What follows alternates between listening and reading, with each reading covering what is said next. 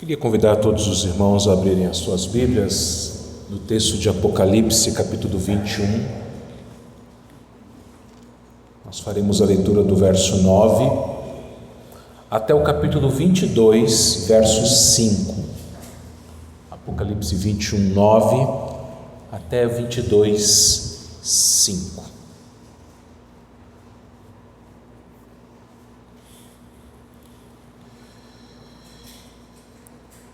Então veio um dos 7 anjos que tem as 7 taças cheias dos últimos 7 flagelos e falou comigo dizendo: Vem, mostrar-te-ei a noiva, a esposa do Cordeiro. E me transportou em espírito até uma grande e elevada montanha e me mostrou a santa cidade, Jerusalém, que descia do céu da parte de Deus, a qual tem a glória de Deus. O seu fulgor era semelhante a uma pedra preciosíssima, como pedra de jaspe cristalina. Tinha grande e alta muralha, 12 portas, e junto às portas 12 anjos, e sobre elas nomes inscritos, que são os nomes das 12 tribos dos filhos de Israel. 3 portas se achavam a leste, 3 ao norte, 3 ao sul e 3 a oeste. A muralha da cidade tinha 12 fundamentos e estavam sobre os 12 nomes dos 12 apóstolos do Cordeiro. Aquele que falava comigo tinha por medida uma vara de ouro para medir a cidade, as suas portas e a sua muralha. A cidade é quadrangular, de comprimento e largura iguais. E mediu a cidade com a vara até 12.000 estádios. O seu comprimento, largura e altura são iguais. Mediu também a sua muralha, 144 côvados, medida de homem, isto é, de anjo. A estrutura da muralha é de jaspe, também a cidade é de ouro puro, semelhante a vidro límpido. Os fundamentos da muralha da cidade estão adornados de toda espécie de pedras preciosas. O primeiro fundamento é de jaspe, o segundo de safira, o terceiro de calcedônia, o quarto de esmeralda, o quinto de sardônio, o sexto de sárdio, o sétimo de crisólito, o oitavo de berilo, o nono de topázio, o 10º de crisópaso, o 11º de jacinto e o 12º de ametista. As 12 portas são 12 pérolas, e cada uma destas portas de uma só pérola. A praça da cidade é de ouro puro, como vidro transparente. Nela não vi santuário, porque o seu santuário é o Senhor, o Deus Todo-Poderoso e o Cordeiro. A cidade não precisa nem do sol nem da lua para lhe darem claridade, pois a glória de Deus a iluminou e o Cordeiro é a sua lâmpada. As nações andarão mediante a sua luz, e os reis da terra lhe trazem a sua glória. As suas portas nunca jamais se fecharão de dia, porque nela não haverá noite. E lhe trarão a glória e a honra das nações. Nela nunca jamais penetrará coisa alguma contaminada, nem o que pratica abominação e mentira, mas somente os escritos no livro da vida do Cordeiro. Então me mostrou o rio da água da vida, brilhante como cristal que sai do trono de Deus e do Cordeiro. No meio da sua praça, de uma a outra margem do rio, está a árvore da vida, que produz 12 frutos, dando seu fruto de mês em mês, e as folhas da árvore são para a cura dos povos. Nunca mais haverá qualquer maldição. Nela estará o trono de Deus e do Cordeiro. Os 7 servos, os seus servos, o servirão. Contemplarão a sua face, e na sua fronte está o nome dele.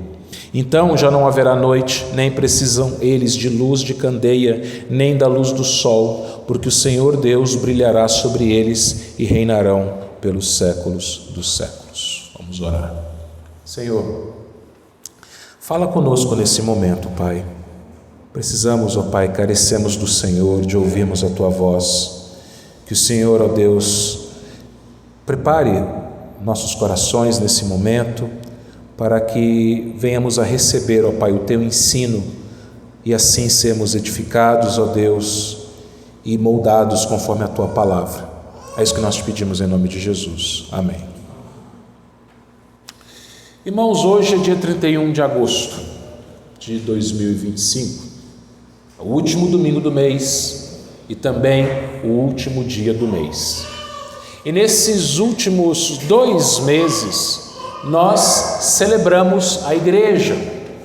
Nós agradecemos a Deus no mês de julho pelos 70 anos da nossa igreja local, Igreja Presbiteriana de Adamantina. E agora, no mês de agosto, nós também comemoramos os 166 anos de aniversário da nossa denominação da Igreja Presbiteriana do Brasil. Mas a Igreja de Jesus, ela não se restringe a uma igreja local e nem a uma denominação. A Igreja de Jesus, ela está presente em todos os lugares da terra. E a Igreja de Jesus, ela não é apenas a igreja do presente, mas é a igreja de toda a história. A igreja que viveu no passado, a igreja que vive no presente, a igreja que existirá no futuro. E toda esta igreja um dia estará reunida para habitar o novo céu e a nova terra. Não haverá mais diferenças de localidades, não haverá diferenças culturais, não haverá diferenças de língua, não haverá diferenças de denominações. Seremos finalmente uma só igreja, a igreja do Senhor Jesus Cristo. E a Bíblia mostra isso, meus irmãos. A Bíblia é uma história, uma grande história de amor. A história de amor entre o Cordeiro e a sua noiva, entre Deus e o seu povo, a história da redenção que começa lá no Éden e termina na Nova Jerusalém. E hoje, meus irmãos, no nosso penúltimo sermão do livro de Apocalipse, nós falaremos sobre a Nova Jerusalém, a linda cidade, a cidade de Deus, como escreveu Agostinho, pai da igreja. E eu queria meditar com os irmãos nesse texto que foi lido, através de 5 verdades da cidade santa da Nova Jerusalém. E a primeira delas é que a glória de Deus brilha na Nova Jerusalém. Olha novamente na sua Bíblia para os versículos 9 a 11. Ele começa dizendo assim: então veio um dos 7 anjos que tem as 7 taças cheias dos últimos 7 flagelos e falou comigo dizendo: vem, mostrar-te-ei a noiva, a esposa do Cordeiro. E me transportou em espírito até uma grande e elevada montanha e me mostrou a santa cidade Jerusalém, que descia do céu da parte de Deus, a qual tem a glória de Deus. O seu fulgor era semelhante a uma pedra preciosíssima, como pedra de jaspe cristalina. Então, João, ele fala que ele foi elevado a uma alta montanha, para que de lá ele contemplasse. O anjo leva João até essa montanha, para que de lá ele contemplasse a Nova Jerusalém que descia do céu, que é chamada aqui de noiva, esposa do Cordeiro. Então a Nova Jerusalém e a noiva de Cristo são a mesma coisa, é a igreja. Então João, ao mesmo tempo, ele está falando de um lugar e das pessoas que vivem neste lugar. Então a Nova Jerusalém não é apenas um lugar, mas são as pessoas que habitam nesse lugar. A noiva de Cristo é a igreja, meus irmãos, a igreja que nós seremos um dia, a igreja triunfante.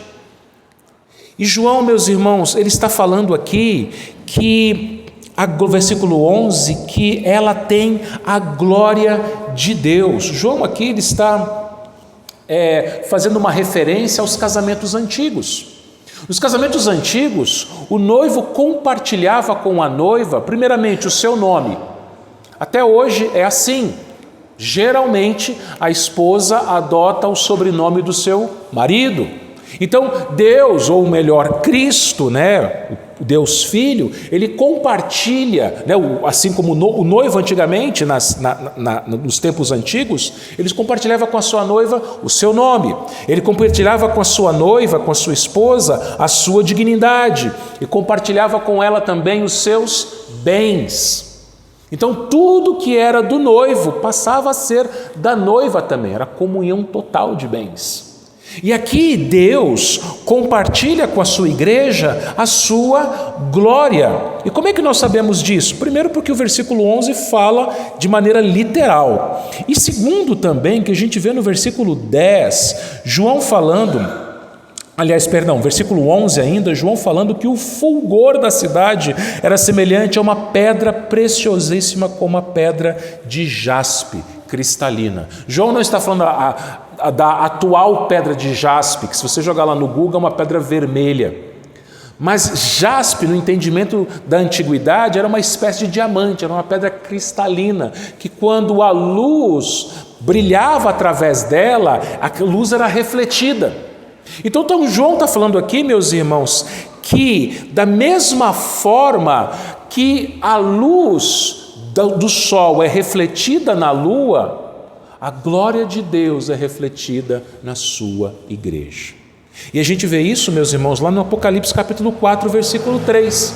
Em Apocalipse 4, 3, a primeira vez que João viu o trono e quem se assentava no trono, no caso o próprio Deus, ele fala que a sua glória era semelhante à pedra de jaspe. E aqui ele fala que a glória da Nova Jerusalém também é semelhante à pedra de jaspe. O que isso significa? Que a glória de Deus está presente na igreja. E é isso, meus irmãos, que faz a igreja bela. É interessante que nós falamos isso no domingo passado, que quando uma noiva ela vai se arrumar, se preparar no dia do casamento, nos nossos dias, ela vai para um salão de beleza, ela vai para um espaço e ali ela tem o dia da noiva para ela se preparar, para ela ter o seu momento de embelezamento, de vestir o seu vestido, cabelo, maquiagem, todo aquele preparo. E o noivo só vê a noiva no momento do casamento. Mas aqui não. Aqui é o próprio noivo quem prepara a noiva. É o próprio Cristo quem embeleza a sua igreja. É o próprio Cristo quem glorifica a sua igreja, meus queridos irmãos. E a gente vê isso desde o início. Quando Deus criou o homem foi criado segundo a sua imagem. A imagem de Deus estava perfeitamente presente no homem e mulher, no início, no Éden. Quando o pecado entrou no mundo, essa imagem não foi retirada do homem. Ela foi manchada, ela foi distorcida por causa do pecado, sim. Porém, quando Jesus Cristo morreu pelo seu povo, Ele vai restaurar essa imagem na sua igreja. É isso que aconteceu com a gente quando a gente se converteu. Como que você era antes da sua conversão? Como que era o seu pensamento? Como que era o seu comportamento? Como eram as palavras que saíam das suas bocas? Você era uma pessoa antes da sua conversão. E depois que você se converteu, Deus, através do seu Espírito Santo, tem transformado eu e você em novas criaturas. O que Ele tem feito? Ele tem nos embelezado. Ele tem nos glorificado.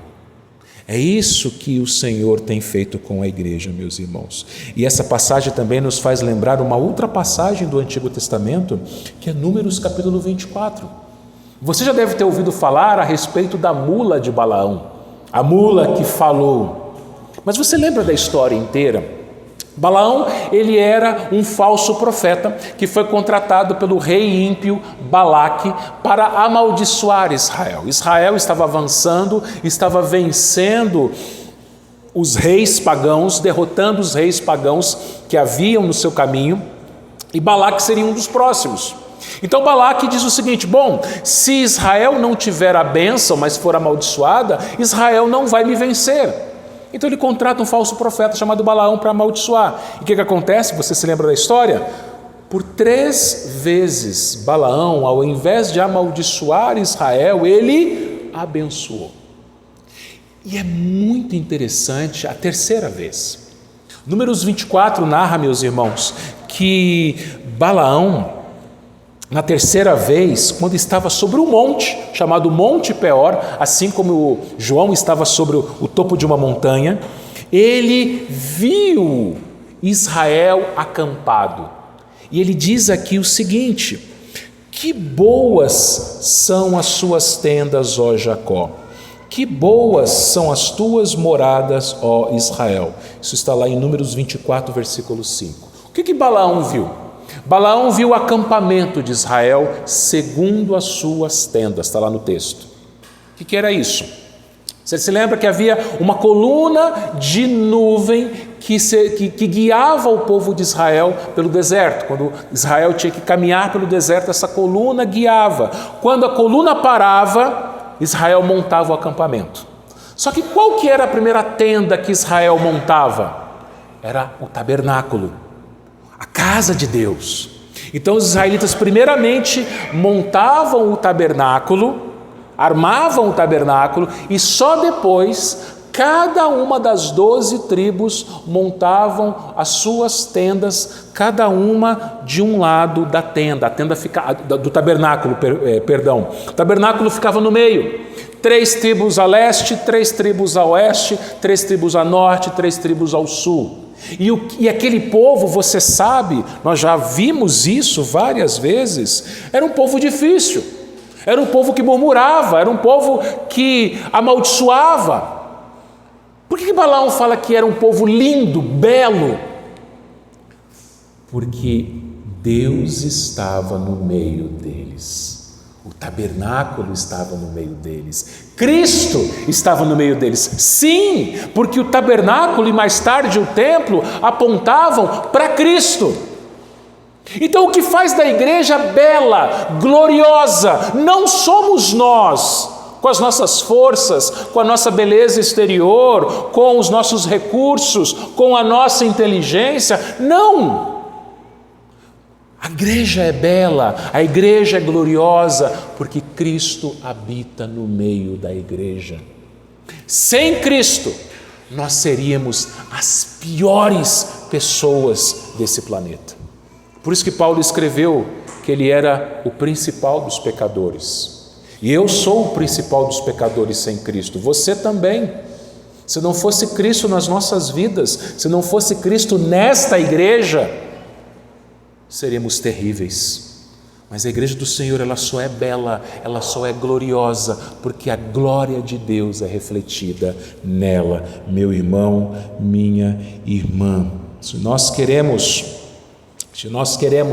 que esta cidade conheça Jesus Cristo, nós precisamos refletir essa glória. Jesus, ele disse aos seus discípulos lá em Mateus 5,16 que eles são, ou nós, podemos nos apropriar dessa verdade, nós somos a luz do mundo e nós devemos brilhar a luz para que os homens vejam as boas obras, as nossas boas obras e glorifiquem a Deus. Como é que a Adamantina será ganha para Jesus? Como é que o Brasil será ganho para Jesus? O mundo será ganho para Jesus? Se a igreja brilhar a luz de Cristo, a glória de Cristo. Lá onde você trabalha, onde você estuda, onde você mora, onde você está, as pessoas têm que ver Jesus através da sua vida. Aí sim seremos uma igreja gloriosa. Segunda verdade, os eleitos de Deus habitam a Nova Jerusalém. Olha os versículos 12 a 14. Tinha grande e alta muralha, 12 portas, e junto às portas 12 anjos, e sobre elas nomes inscritos, que são os nomes das 12 tribos dos filhos de Israel. 3 portas se achavam a leste, 3 a norte, 3 ao sul, 3 a oeste. A muralha da cidade tinha 12 fundamentos, e estavam sobre estes os 12 nomes dos 12 apóstolos do Cordeiro.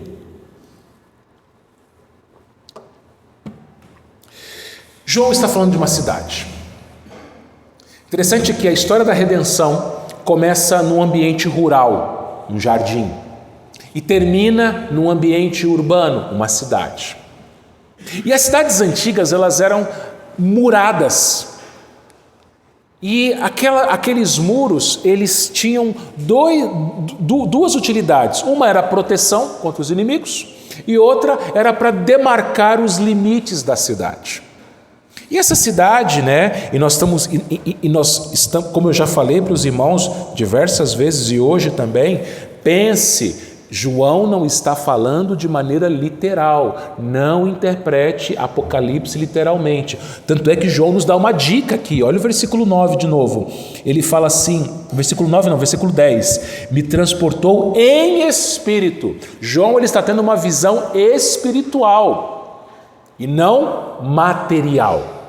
Ele não está vendo uma cidade materialmente. O que ele está vendo aqui somos nós, a igreja, o povo de Deus, que ele descreve usando figuras.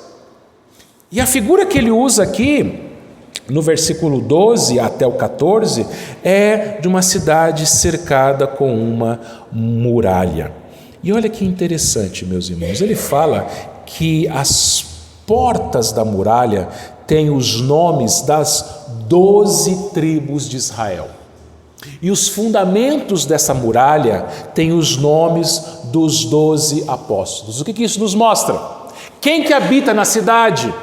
São os crentes do Antigo Testamento, as 12 tribos de Israel, e os crentes do Novo Testamento, os 12 apóstolos. As 12 tribos de Israel representam o Antigo Testamento, os crentes da antiga dispensação.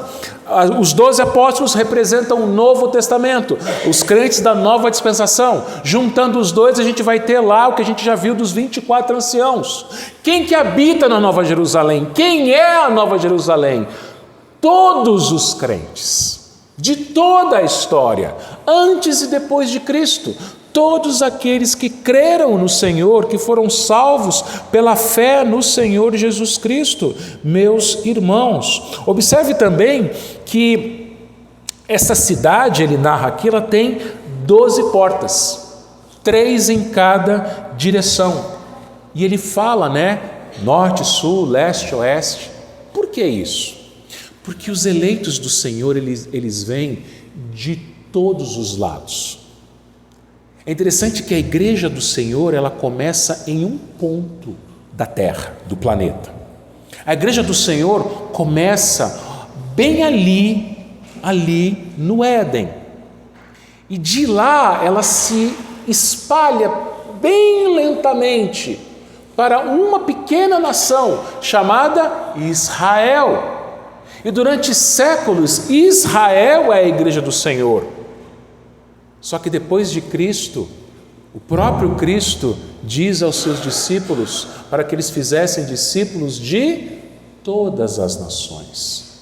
E a partir de então o Evangelho, ele sai de Israel e ele vai para todo o planeta. Norte, sul, leste, oeste. Por isso que pelas portas dessa cidade vêm crentes de norte, sul, leste, oeste. Se você pegar o seu carro, você pegar um ônibus, você pegar um avião e você ir para uma igreja lá no norte do país, você tem crente lá. Lá para o sul, você tem crente. Para o centro-oeste, você tem crente. Se você for lá no litoral, no extremo leste do país, você tem crente. Se você pegar um avião e for para outros países, se você for lá para o Japão, extremo oriente, você tem crente lá. Se você for para o outro lado do Pacífico, lá para o Peru, para o Chile, você tem crente. Se você for lá para o norte da Rússia, você tem crente. Se você for lá para o sul da Argentina, você tem crente. A igreja do Senhor está presente em todo o planeta, e de todo o planeta ela entra na Santa Jerusalém. Então, meus irmãos, nós temos todos os eleitos ali habitando essa cidade. Você consegue imaginar isso? Quando a gente faz uma reunião do presbitério, é bonito porque a gente vê irmãos de outras igrejas. Quando a gente participa de um congresso, os jovens, a UPH, a UPA, a SAF, participa de algum congresso da federação, um congresso sinodal, um congresso nacional. É belo porque você vê irmãos do país inteiro. E só presbiteriano. Agora você imagina todo mundo junto, de todas as épocas. Imagina você poder conversar ali com Abraão, com Isaac, com Jacó. Você poder conversar com Ruth. Teve um debate na aula dos jovens hoje de manhã sobre Ruth. Imagina você tirar suas dúvidas ali com Ruth, com Boaz, pessoalmente. Imagina você poder conversar com Pedro, com Paulo, com João Calvino, com Charles Spurgeon e com tantos outros servos do Senhor. E principalmente o Senhor Jesus Cristo estará ali. Irmãos, vai ser maravilhoso, maravilhoso. Isso porque, meus irmãos, quais são as marcas da verdadeira igreja? A escola dominical, né, os adultos aprenderam isso hoje de manhã. Qual é a marca principal da qual as outras duas dependem? A fiel pregação da palavra de Deus, certo? Olha aqui na sua Bíblia novamente, no versículo 14, a muralha da cidade tinha 12 fundamentos, que estavam o nome dos 12 apóstolos. E meus irmãos, Efésios 2, 19 e 20 diz assim: assim já não sois estrangeiros e peregrinos, mas concidadãos dos santos, e sois da família de Deus, edificados sobre o fundamento dos apóstolos e profetas, sendo ele mesmo Cristo Jesus a pedra angular. O fundamento da igreja é a palavra, conforme foi escrita pelos profetas no Antigo Testamento, pelos apóstolos do Novo Testamento. Então quem que vai estar na Nova Jerusalém? Todos os crentes que foram alcançados, ensinados pela palavra de Deus. Mas o texto continua, meus irmãos. E antes eu queria só te fazer um lembrete. Você ama a palavra de Deus? Você lê a Bíblia na sua casa?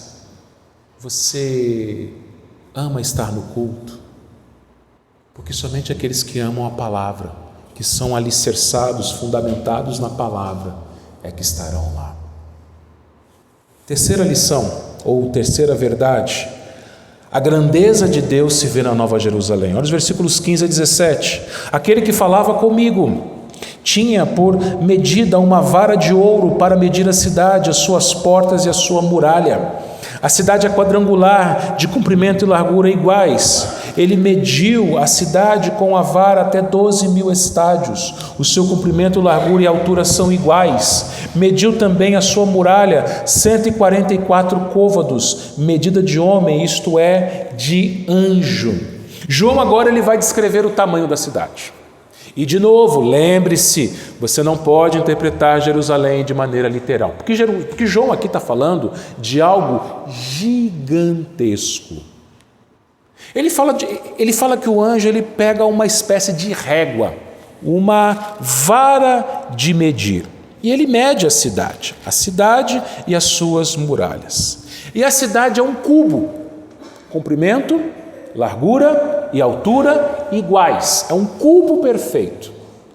Sabe qual que é o comprimento, a largura e a altura dessa cidade? 12.000 estádios. Sabe quanto que isso dá em metros? Não dá nem metros. 2.500 quilômetros.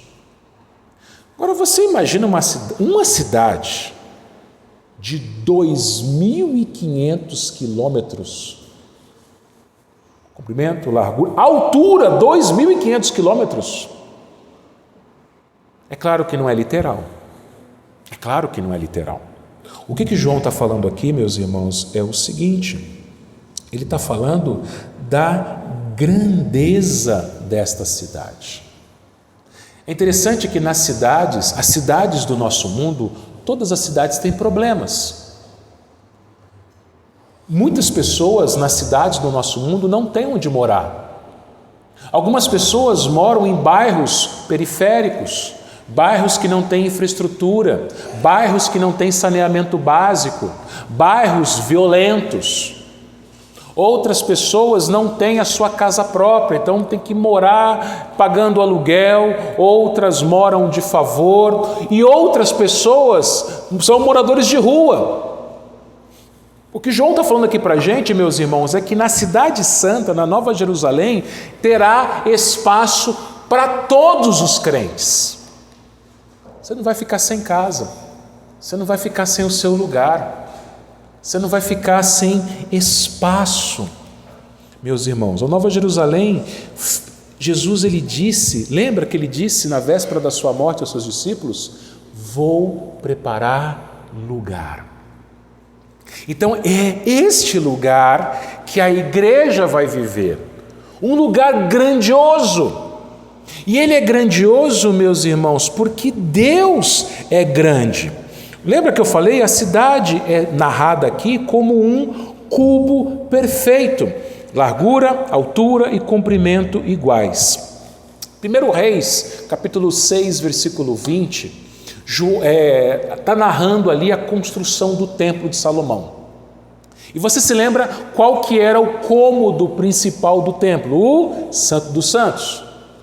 E lá em 1 Reis 6,20 fala que o Santo dos Santos também era um cubo perfeito no templo de Salomão. Ele tinha 9 metros de largura, 9 metros de altura e 9 metros de comprimento. O que isso significa? Santo dos Santos era o lugar onde ficava a presença de Deus, certo? A cidade Nova Jerusalém, que é um cubo, da mesma forma como o Santo dos Santos era um cubo, é porque Deus está presente ali.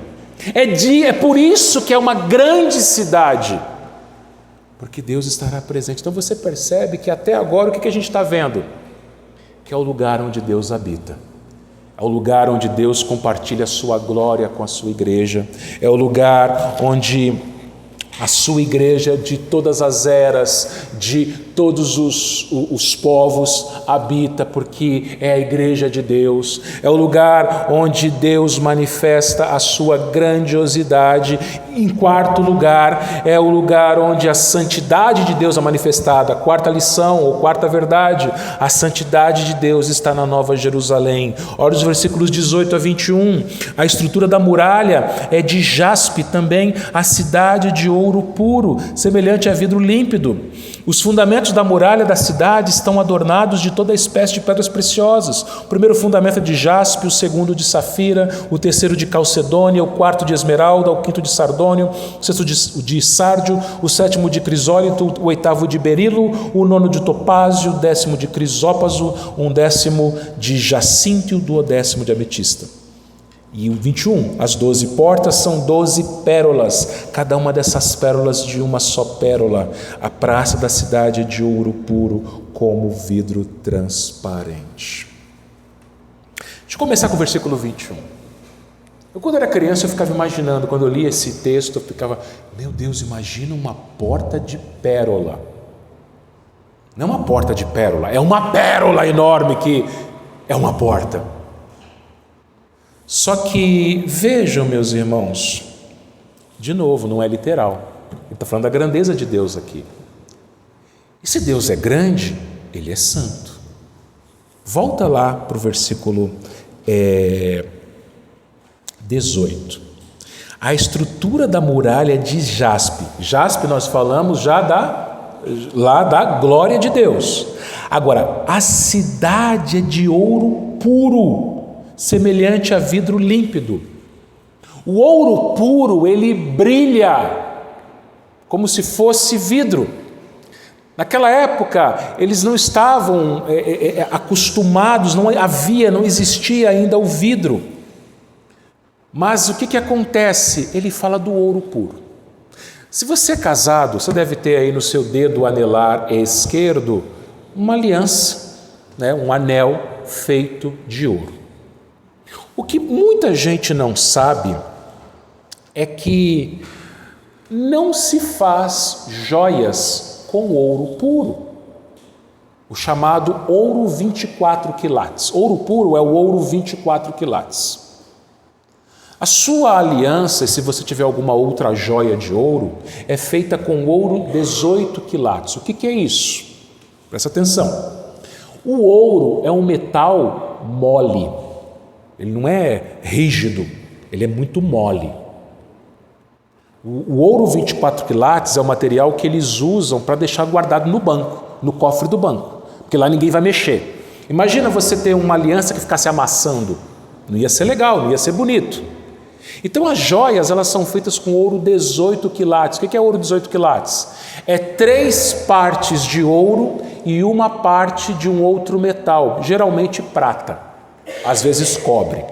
3 partes de ouro e uma parte de... Então, 75% ouro. Só que aqui ele está falando de uma cidade que é 100% ouro. Mas espera aí, pastor, mas se o ouro é mole, como é que dá para construir uma cidade com ouro puro? De novo, não é literal. João está falando aqui, meus irmãos, daquilo que é puro, santo. João está falando da pureza daquela cidade, da santidade daquela cidade. Por isso que no versículo anterior, o 17, ele fala que a muralha tem 144 côvados. Lembra dos 144 mil? Quem eram os 144 mil? A igreja. Ele está falando da igreja, ele está falando que é da muralha da cidade de jaspe e a cidade de ouro puro. Então, a gente imaginava, né, que a gente ia andar em ruas de ouro. Não, não é literal. Primeiro porque o ouro não vai ter aquela coisa maravilhosa que a gente tem aqui na terra, né? Por que a gente admira o ouro? Porque é algo raro. Se fosse comum, igual pedra, a gente não ia admirar. Então aqui ele não está falando literalmente, ele está falando o seguinte, olha, que essa cidade ela brilha como ouro, puro, ela é pura, ela é santa. E por que ela é santa, meus irmãos? Vejam, João está falando aqui, meus irmãos, a respeito de 12 pedras preciosas. Os fundamentos da muralha são 12 pedras preciosas. De novo, o número 12. E é interessante uma coisa, que no Antigo Testamento, como nós já falamos, havia lá o Santo dos Santos, o lugar da habitação de Deus. O povo não entrava no Santo dos Santos. Quem é que entrava no Santo dos Santos? O sumo sacerdote, uma vez por ano, depois que ele havia feito o sacrifício de um cordeiro pelo pecado do povo, aí ele pegava o sangue desse cordeiro, ele entrava pelo véu, entrava no Santo dos Santos e aspergia o sangue do cordeiro sobre o propiciatório. O propiciatório, a tampa da Arca da Aliança, certo? Então o que acontecia? Havia uma mediação do sacerdote entre o povo e Deus. Aí Jesus vem, ele morre, o véu é rasgado e agora a igreja tem pleno acesso ao Santo dos Santos, certo? Só que tem uma coisa, o sumo sacerdote do Antigo Testamento, ele usava um peitoral, e nesse peitoral haviam 12 pedras preciosas, cada uma simbolizava uma tribo de Israel. Essas tribos, essas 12 tribos, elas eram santificadas por Deus por meio do sumo sacerdote, que entrava com aquele peitoral com as 12 pedras. Então veja, Cristo, que é o nosso sumo sacerdote, diz Hebreus, ele santificou não somente as 12 tribos de Israel do Antigo Testamento, mas toda a igreja de toda a história. Então é isso que o texto está mostrando, meus irmãos, que todos, quando fala de 12 aqui, todos, 12 apóstolos, 12 tribos de Israel, toda a igreja é santificada, meus irmãos, toda a igreja. Ele fala aqui no versículo 21 que a cidade é de vidro transparente. Agora eu falo para você uma coisa, não vai entrar nada contaminado nessa cidade. Ninguém que não seja santo não vai entrar nessa cidade. Eu te pergunto, você tem se santificado? Eu queria que você abrisse a sua Bíblia mais uma vez lá em Gálatas 5. Nós já lemos na liturgia, mas eu quero ler com vocês mais uma vez. Eu quero te mostrar uma coisa. Gálatas 5, 19 até o 21. Ele fala assim, Gálatas 5, 19, 21.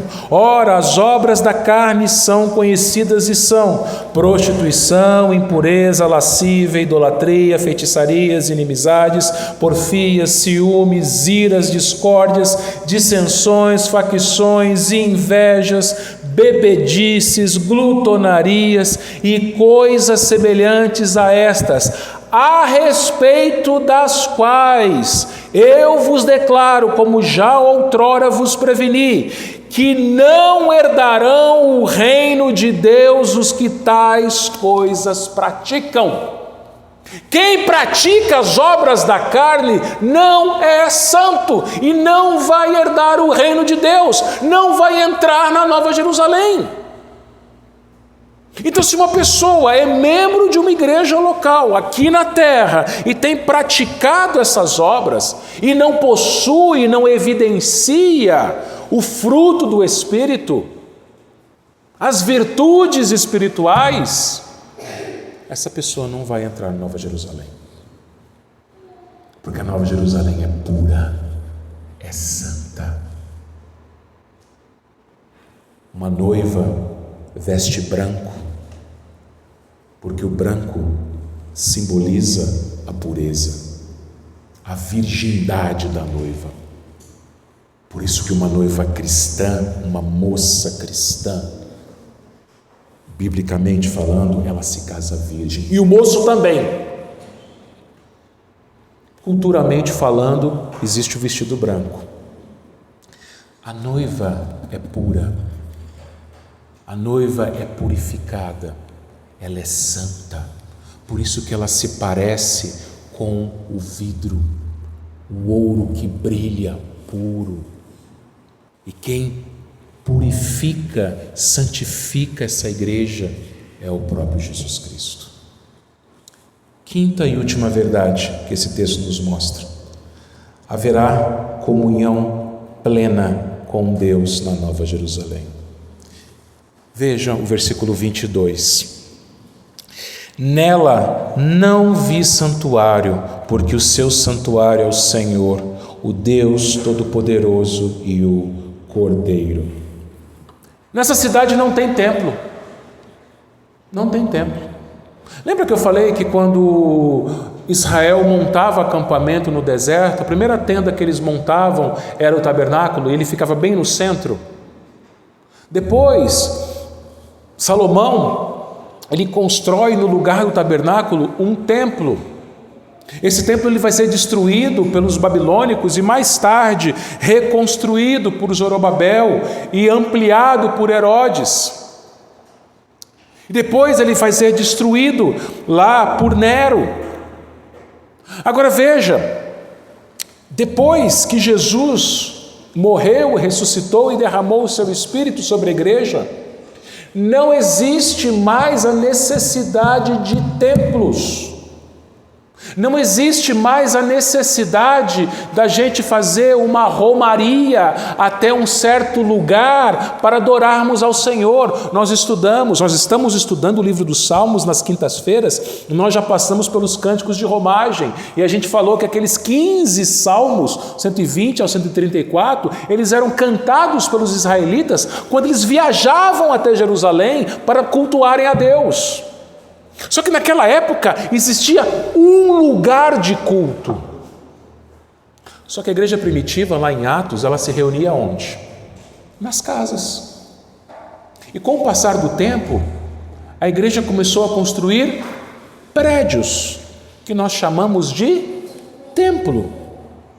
Só que você sabe que este prédio, por mais belo que ele seja, por mais que ele tenha uma fachada histórica nessa cidade, ele é morto, porque o que faz desta igreja bela somos nós.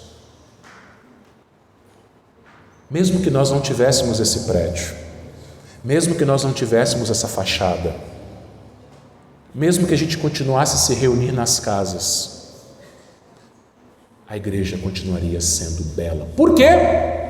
Porque Deus está no meio da sua igreja. Na Nova Jerusalém não vai ser mais necessário uma construção como essa ou como qualquer outra. Porque a Nova Jerusalém vai ser a igreja. Você não vai sair da sua casa e vai para o culto. Você estará o tempo todo. Aliás, não vai ter tempo, né? Eu vou falar sobre isso daqui a pouco. Mas você estará eternamente cultuando. Sempre cultuando. Por isso que ele fala aqui, versículo 22, o Senhor, o Deus, o seu santuário é o Senhor, o Deus Todo-Poderoso e o Cordeiro. Não tem santuário, não tem templo, Ele é o templo. Por isso que o templo apontava para Cristo. Por isso quando ele fala para os discípulos que ele ia destruir aquele santuário e reconstruí-lo em 3 dias, ele não estava falando do templo de Jerusalém, mas dele mesmo, do seu próprio corpo. E meus irmãos, Jesus está aqui no nosso meio? Sim, mas em espírito. Agora nós estaremos fisicamente com Ele, junto com Ele, apalpando as mãos com as cicatrizes dos seus cravos, que Tomé duvidou, lembra? Irmãos, vai ser maravilhoso isso. E vejam, essa comunhão ela se dá eternamente. Versículos 23 a 26. A cidade não precisa do sol nem da lua para lhe darem claridade, pois a glória de Deus a iluminou e o Cordeiro é a sua lâmpada. As nações andarão mediante a sua luz, os reis da terra lhe trazem a sua glória. As suas portas nunca jamais se fecharão de dia, porque nela não haverá noite. E lhe trarão glória e honra das nações. Lá em Gênesis 1, no 4º dia da criação, Deus criou os luzeiros do céu. O maior para governar o dia, sol. O menor para governar a noite, lua. Para que serve o sol e a lua? Para 2 coisas principais. Primeiro, iluminar a terra. Durante o dia o sol ilumina com a sua luz. E à noite, a lua, principalmente na fase cheia, ilumina com a luz do sol. Você já foi para o meio do mato em noite de lua cheia? Clareia. Então, os luzeiros, eles iluminam a terra. Mas tem uma segunda função. Eles marcam o tempo. Cada movimento de rotação do sol são 24 horas. Cada movimento de translação do sol são 365 dias e 6 horas. Porque aí depois vai somar 6, 6, 6, 6 e forma um ano bissexto. Então, veja, no novo céu e nova terra, primeiro, não há sol, não há lua, não há necessidade de luz externa. Seja a luz natural do sol ou refletida pela lua, sejam luzes artificiais, porque o próprio Deus brilha a sua luz na Nova Jerusalém. E também não há contagem de tempo, não há noite, as portas ficarão abertas. Quando é que você fecha as portas? À noite, para dormir. Não tem mais contagem de tempo. Não precisa ter pressa, não tem relógio, não tem calendário, é eterno. Essa comunhão com o Senhor, ela é eterna. Por isso, no versículo 27, ele continua dizendo que essa comunhão eterna não se dá com todo mundo. Nem todo mundo é filho de Deus. Versículo 27 diz: nunca jamais penetrará coisa alguma contaminada, nem o que pratica abominação e mentira, mas somente os escritos no livro da vida do Cordeiro. Sabe o que é maravilhoso, meus irmãos, também? Que essa comunhão é iniciativa de Deus. Não fomos nós que escolhemos ter comunhão com Deus. Ele escolheu. Foi iniciativa dele. Nós falamos ontem para os casais que não existe esse negócio no casamento de compatibilidade de gênios. Às vezes um casal se divorcia e fala: foi incompatibilidade de gênios. Mas a gente viu que Jesus, ele vivia no céu em perfeita compatibilidade com o Pai e com o Espírito Santo, mas ele escolheu temporariamente deixar a presença do Pai e do Espírito, compatíveis com ele, Deus como ele, e viver aqui nesse mundo sujo, nesse mundo imperfeito, nesse mundo caído, quebrado, permeado pelo pecado, com pessoas pecadoras, para morrer por pessoas pecadoras. Foi a iniciativa dele ter comunhão conosco. Ele que antes da fundação do mundo escreveu o livro da vida. Então você vai para o céu, ou melhor aqui no caso, um novo céu, nova terra, nova Jerusalém, porque Ele quis, porque Ele te escolheu, porque Ele escreveu o seu nome no livro da vida. É toda a glória para Ele, porque você vai para lá, você estará lá, porque é a vontade dEle. A comunhão será com Ele, porque é a vontade dEle. Semana que vem vai ter ceia. E por que nós chamamos de ceia do Senhor? Porque é Ele que prepara a mesa. É Ele que nos dá a honra de sentarmos à sua mesa, de comermos o seu corpo, bebermos o seu sangue. Como é que a gente chama a ceia? De comunhão. Essa comunhão será eterna e perfeita, para todo sempre. O capítulo 22 começa e tem os seus 5 últimos versículos, concluindo com uma descrição da restauração do Éden. É interessante que o Éden está lá no Gênesis 1, 2, e aqui em Apocalipse 22 ele volta a falar do Éden. Olha o versículo 1 e o versículo 2. Então me mostrou o rio da água da vida, brilhante como cristal, que sai do trono de Deus e do Cordeiro. No meio da sua praça há, de uma e outra margem do rio, está a árvore da vida, que produz 12 frutos, dando o seu fruto de mês a mês, e as folhas das árvores são para a cura dos povos. Agora, versículos 1 e 2. Vejam, meus irmãos, ele fala aqui do rio da água da vida. No Éden havia 4 rios.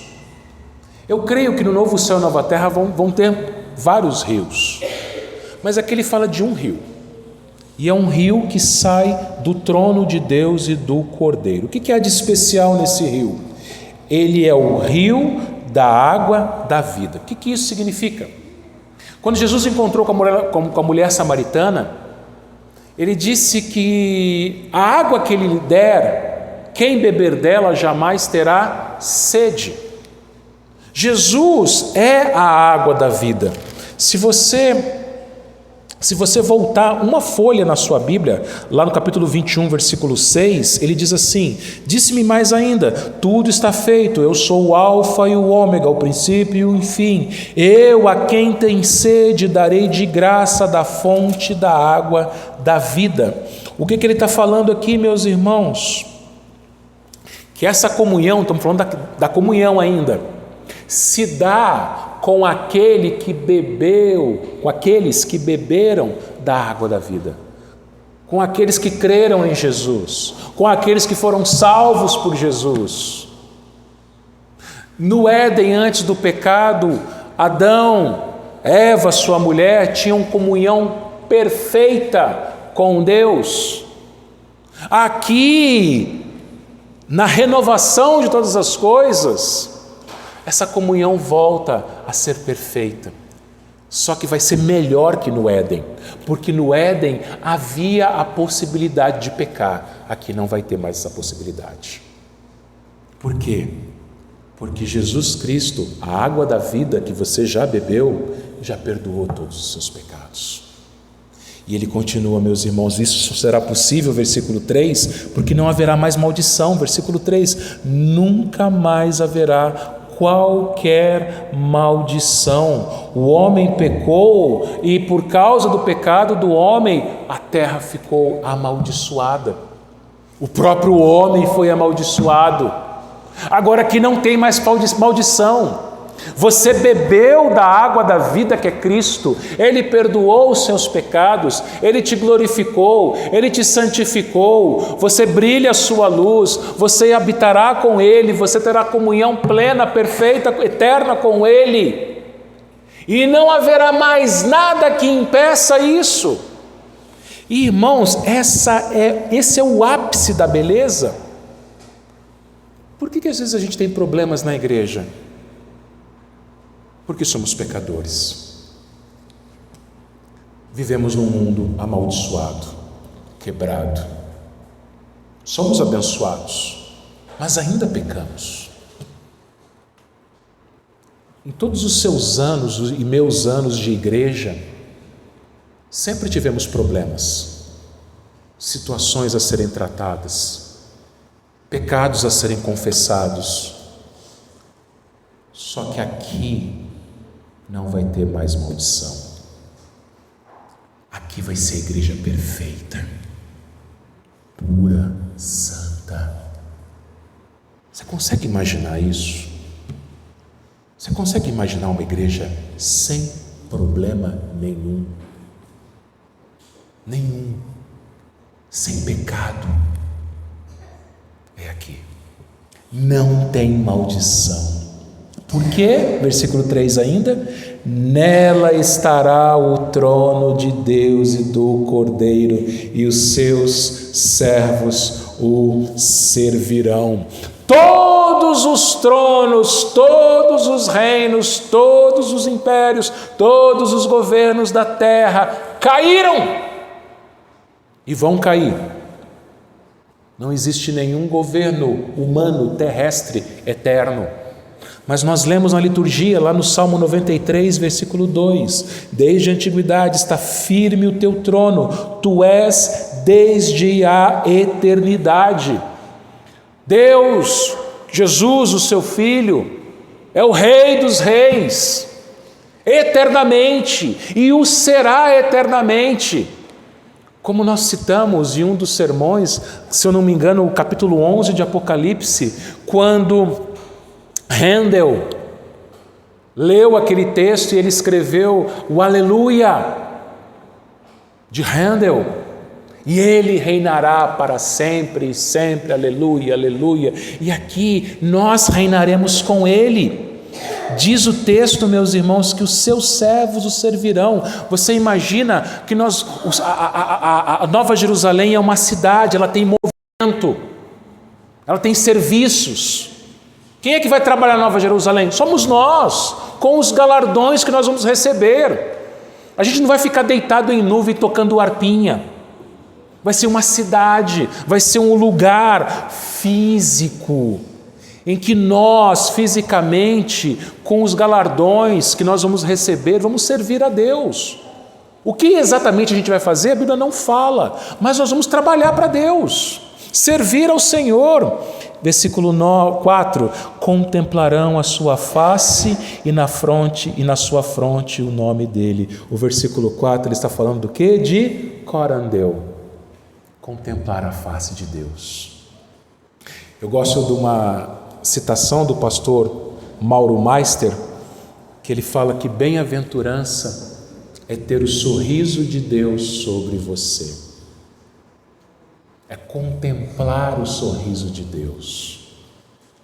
E olha o que diz a bênção araônica em Números 6, 24 a 26. O Senhor te abençoe e te guarde. O Senhor faça resplandecer o rosto sobre ti e tenha misericórdia de ti. O Senhor sobre ti levante o rosto e te dê paz. Paz. Vai ser um lugar de paz, porque a face do Senhor estará diante de nós. E ele termina, versículo 5: então não haverá noite, nem precisam eles de luz de candeia, nem luz do sol, porque o Senhor brilhará com ele. Nós já falamos sobre isso. E reinarão pelos séculos dos séculos. Você vai reinar com ele. Agora, irmãos, aqui termina a descrição da eternidade. Domingo que vem é a conclusão do livro.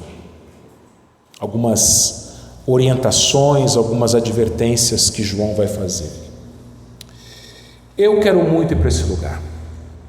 Não sei você, espero que também você queira. Os nossos irmãos que leram esse livro pela primeira vez, os membros das 7 igrejas da Ásia, eles passavam naquela época, final do século I, por muita perseguição por parte do Império Romano, Imperador Domiciano. Vários deles perdiam suas casas, seus bens, seus negócios, seus empregos, sua liberdade, suas vidas. E isso aqui, a palavra de Deus dava para eles esperança.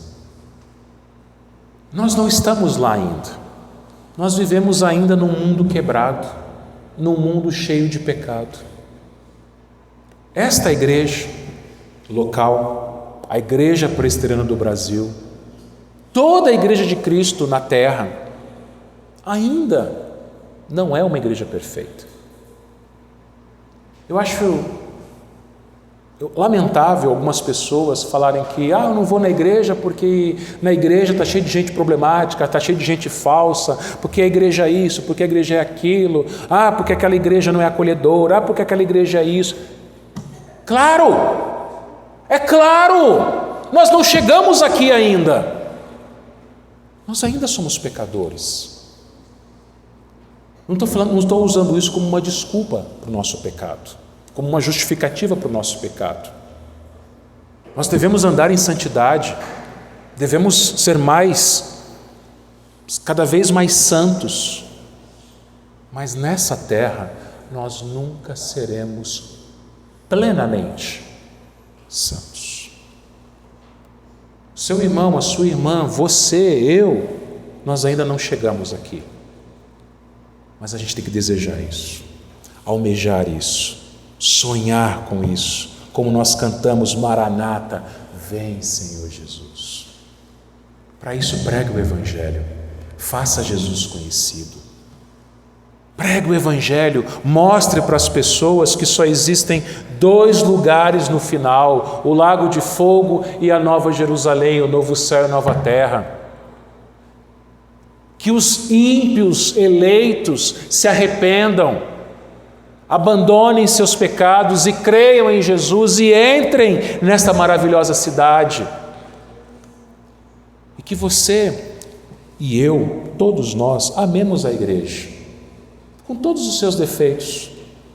Porque Jesus amou a igreja com todos os seus defeitos, com todos os seus pecados. Jesus amou a igreja do jeito que ela é. Mas Ele não deixa a igreja do jeito que ela é, Ele transforma a igreja de glória em glória para se tornar cada vez mais parecida com Ele, para um dia se casar com Ele na Nova Jerusalém. Que Deus os abençoe e Maranata, que um dia estejamos lá juntos com Ele, para a glória dEle. Amém.